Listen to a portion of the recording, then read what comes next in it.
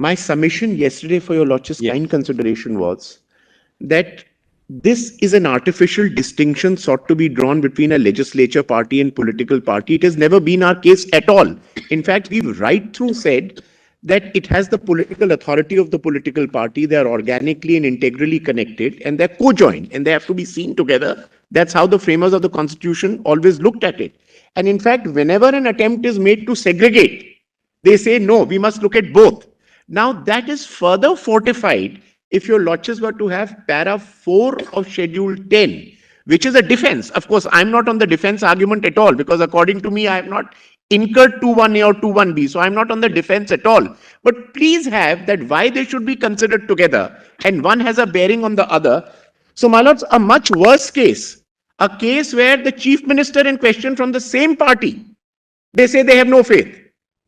But they said, where have they said that they are leaving the political party, they are forming a new political party, they continue to support the party. Thus, the extreme conclusion drawn to say that this ex facie attracts 21A is wrong.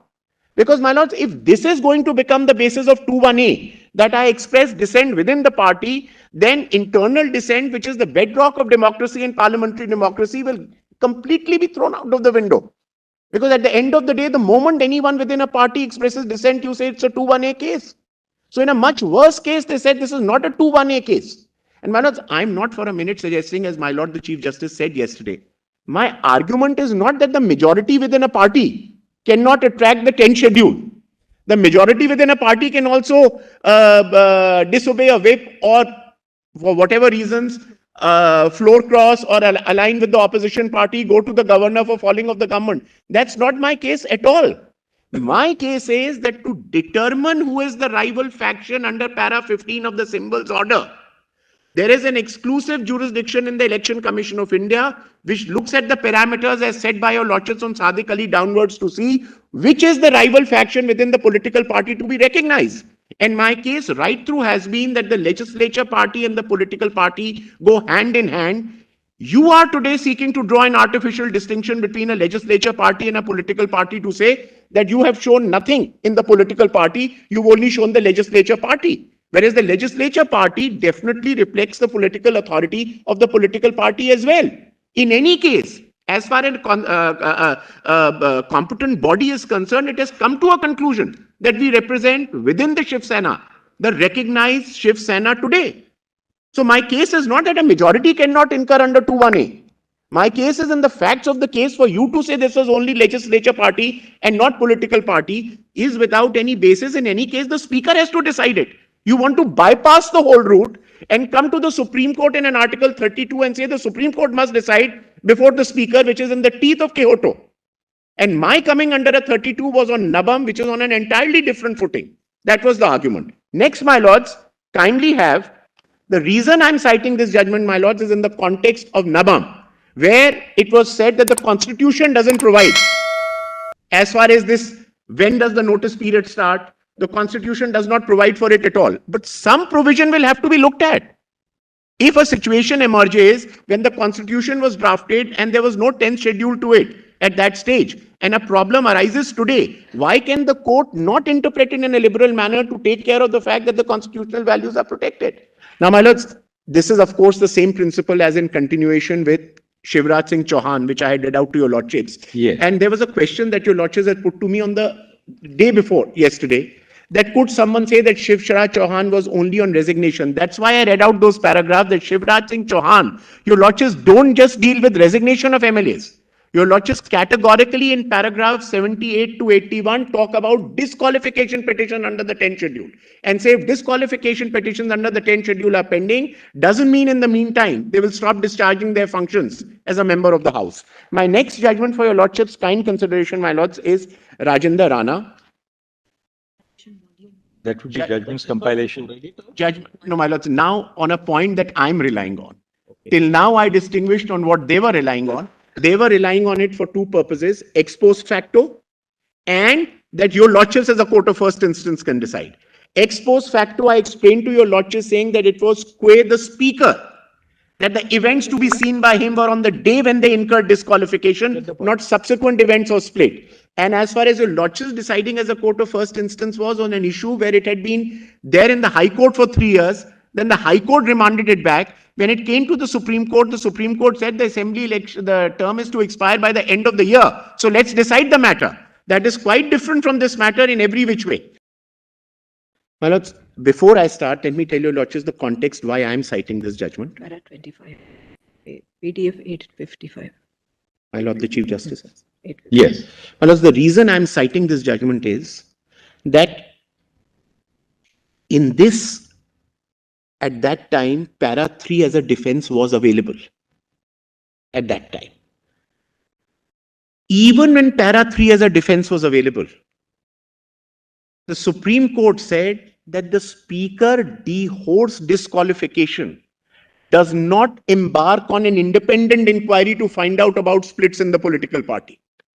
He only takes a limited prima facie view of the split within the political party. The reason I'm citing is even when, this is not a question of split, this is not a question of merger, but even where it was a question of split and para 3 was still on the statute book, the court said the Speaker will not embark on an independent inquiry into splits in the political party. They say prima facie yes, but all the time emphasizing on this whole thing that the Speaker will embark upon a full-fledged inquiry into the political party, the talukas, the districts, and decide on a split in a political party is without jurisdiction. Quite apart from the fact that you're seeking to draw an artificial distinction which does not exist. And I'll come to that judgment. That para of Sadiq Ali, I'll show to your lordships, which is important for this. It is in this connection that the observation is made that subsequent facts of split, seeking a defense of split under the 10th schedule will not be looked at. You will see on the day you went to meet the governor in the facts of this case, some of the MLAs with the opposition party and asked the Samajwadi party to form the government was an act which was squarely hit by 21A. And that is why, my lords, I had respectfully submitted and read out instances of Ravi Nayak of this judgment. They were overt acts under 21A. Yadurappa's judgment clearly says merely because within the party I say I do not support a particular coalition of a government is not a 21A case at all in the matter. In any case, my lords, who will decide it? Whether it's a 21A case or a 21P case, it still has to be the Speaker under para 6 who's the sole and exclusive constitutional authority to decide it. So A, I'm not a 21A case. B, Yadurappa is held merely because you show support to a government is not a 21A case. And thirdly, my lords, in facts of these cases, the facts which have to be seen are the facts on that date. The ex post facto is in that context. Ex post facto doesn't mean that since your disqualification will be decided on the date you incurred it, all your acts as members of parliament or members of the legislative assembly get annulled in the process. And that is the deduction sought to be drawn now from the words ex post facto in Rana's judgment. Now, my lords, kindly have, just last two judgments and I'm done, kindly have Rameshwar Prasad versus Union of India. May I, my lords?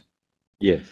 If a political party with the support of other political party or other MLAs takes a claim to form a government and satisfies the governor about its majority to form a stable government, the governor cannot refuse formation of the government and override the majority claim because his subjective assessment that the majority was cobbled by illegal and unethical means.